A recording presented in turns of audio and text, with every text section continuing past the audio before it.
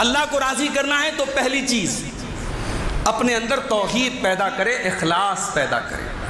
جو بھی عمل کریں لوگوں کو دکھانے کے لیے نہیں، اللہ کو راضی کرنے کے لیے۔ اللہ اخلاص سے خوش ہوتا ہے، ریاکاری سے ناراض ہوتا ہے، دکھاوے سے ناراض ہوتا ہے۔ آپ کی نماز، آپ کا حج، آپ کی زکوٰۃ، آپ کی خیرات، آپ کا روزہ، سارے کے سارے عمل خالص اللہ کے لیے ہونے چاہیے۔ وَمَا أُمِرُوا إِلَّا لِيَعْبُدُوا اللَّهَ مُخْلِصِينَ لَهُ الدِّينَ حُنَفَاءَ۔ ان کو تو حکم دیا گیا تھا کہ عبادت کریں تو صرف اور صرف اللہ کے لیے کریں، خالص اللہ کے لیے کریں۔